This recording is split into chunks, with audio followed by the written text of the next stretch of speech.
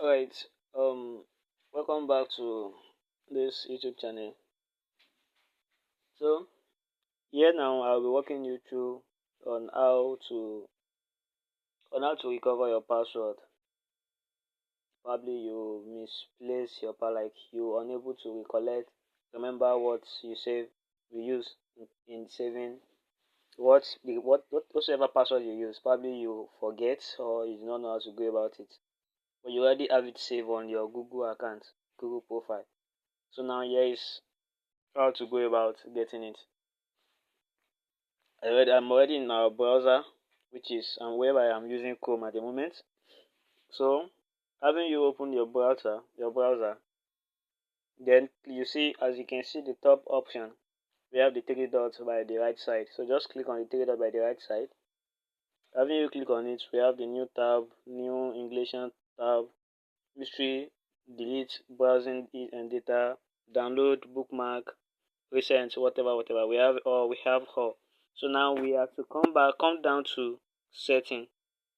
So come down to setting, just click on the setting. Then you have your Gmail here, you have your Google service, you have the search engine, you have Google password manager, payment method. Remember, we are dealing with how to get your password.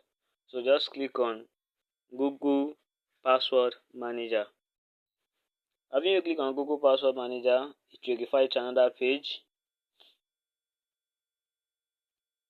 Here is it. Here we have it. So it will shows that's the password manager. It will show whatsoever account you have here. So probably let's say your own is just to locate the website name of that particular, just locate the website name of that particular account you're unable to get the password. So as you can see, I already have many websites saved here.